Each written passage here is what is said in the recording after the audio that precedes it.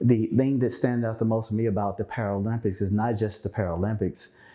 Each individual group has its own quote unquote level of athletics. They have their own group.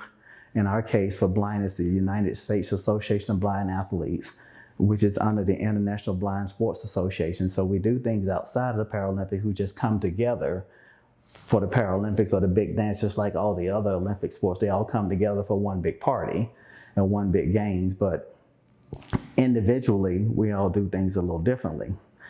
On the individual level, that's when I really truly realized that my life would be the same as it was before I was sighted.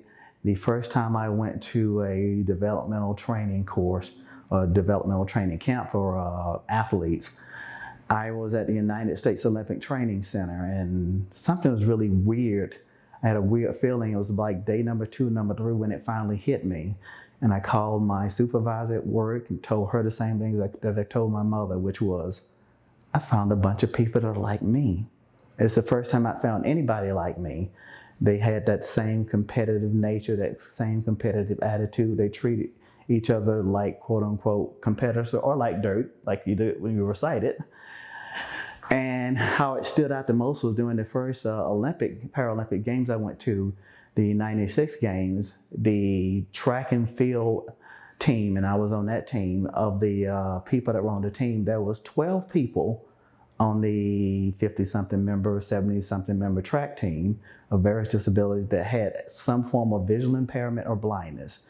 And out of those 12 people, all 12 of the people were either in high school, just that was one in that case, in college, graduate school, had graduated, or were working 100% instead of the 70% unemployment rate.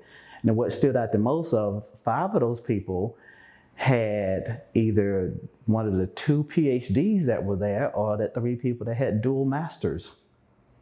And in my case, there was a number of us that just had a master and a bachelor. So out of the 7 of us, there was bachelor's, master's, or double master's or PhD.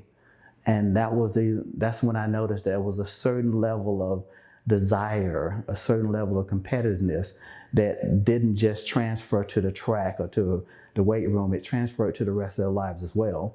Because everybody was totally successful outside of that. And if you could query them, when they quit competing athletically, they do the same thing in their regular lives as well. So to me, the Paralympics is just a small sliver, or it's a small snapshot of people that are going to excel either way possible. And this is not the same as it is for people that are Olympians. If you check the statistics on people that are in the Paralympics that are in all sports and with all disabilities, you'll see that they have a much higher level of education and accomplishments than your regular athletes do.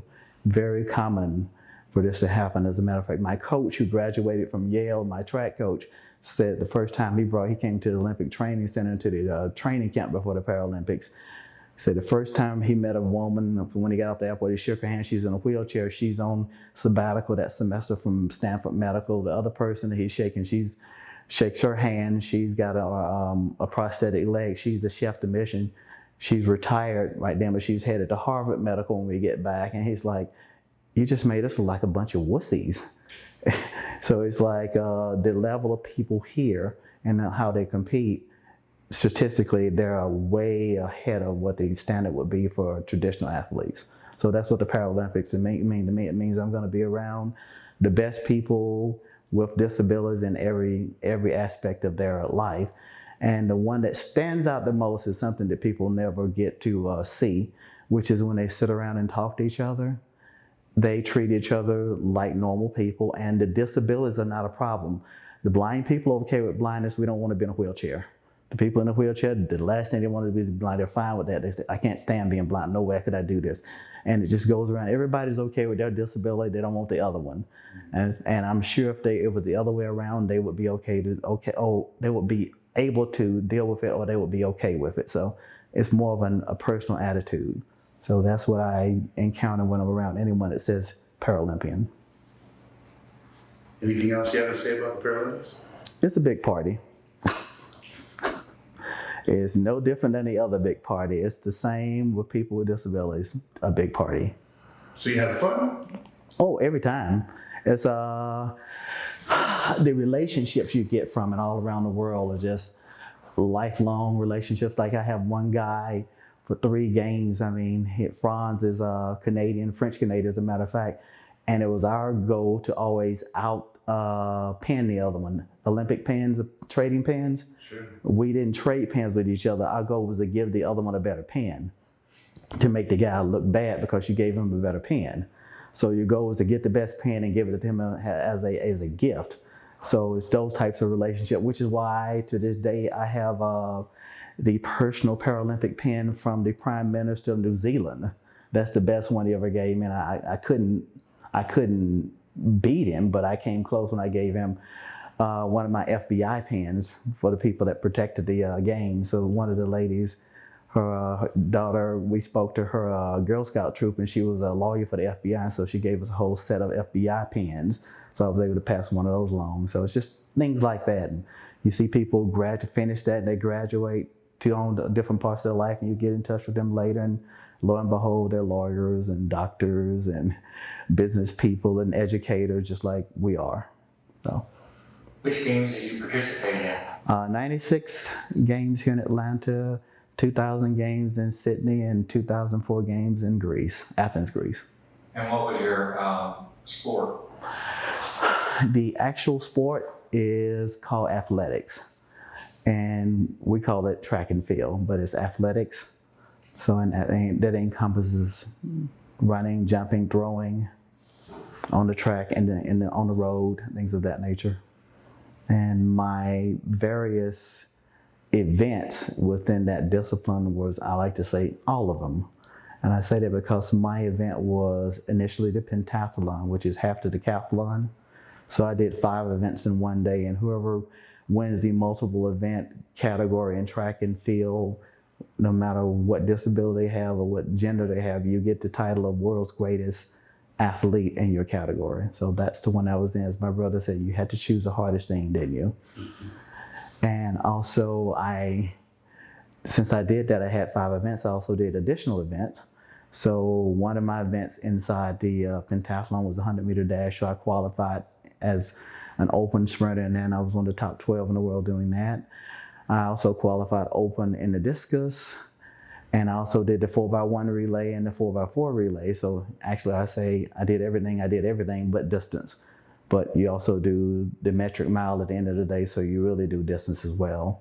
And that's what I did in 96 and 2000. I did it in 96, 98 in the World Championships in 2000. I was older and wiser, and so I had moved on to just throwing the discus, which was the event that I excelled at anyway in the pentathlon. And I did that in Sydney and got injured. And in 2004, I threw the discus as well. And in 2004 is when I almost broke the world's record, and I was second best in the world. And I have the injuries to prove it. Should I say congratulations on that? And my condolences at the same time, yes. I do congratulate you, my friend. And thank you for doing that. Okay. Not everybody's had a bunch of people clapping for them or cheering for them. Yeah, I mean, I like I said. What can you tell me? How does that feel? It's kind of interesting because the first one, I'll still tell people the high point of my life was coming into Olympic Stadium here in Atlanta in 96, where we came from Fulton County Stadium, the old baseball stadium, to the new one.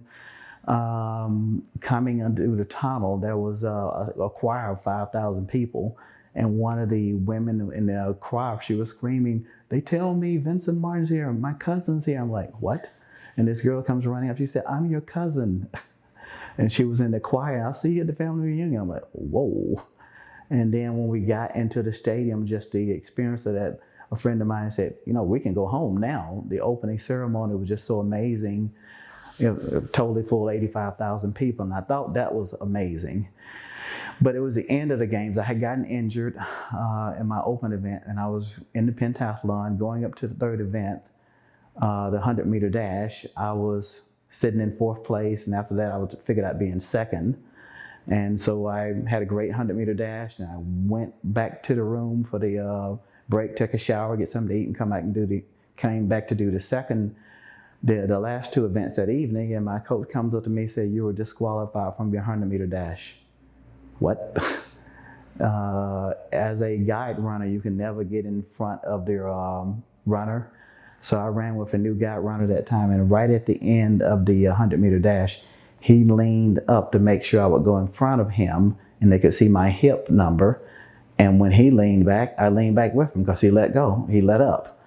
And since we'd never run it before, that ended up allowing me to go in front of him, so I got disqualified even though he wasn't pulling me in any way. So I immediately went from second place to last. And my coach said, "Well, you've read of it happening to other people. It happened to Dan O'Brien, it happened to Bruce Jenner before." And I was like, "I'm okay with that. I have some people I can catch." And we went out there, and over the last two events, I almost won the discus in the rain. And in the 1,500-meter run, I hit a personal best PR by 29 seconds trying to beat a German. So I came back to 5th place from last place. And I was out there for a specific reason. I wasn't sure what it was until the end of the games. And my mother came up to me and said, "I see you achieved your goal at the Paralympics." And I said, "I didn't get a medal." She said, "That wasn't your goal." Like, what? My mother told me, "Your brother's in the stand. He's got 200 friends here helping him, screaming for you. Your father's wearing the same jacket you have on. Your daddy's got the same jacket you have on. They know you're okay now.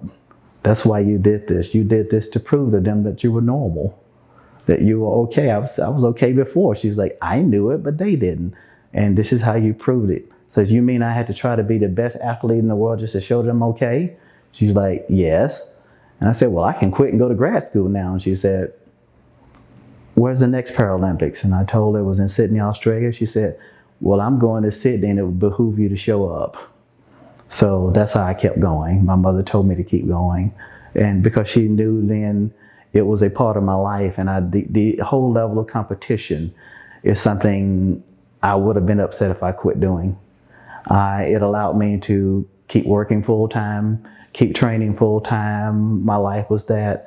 But the drive, she knew that's what allowed me to be who I am now, being able to keep pushing forward. So that's what I missed the most from the Paralympics, but I am very, very, very, very happily retired.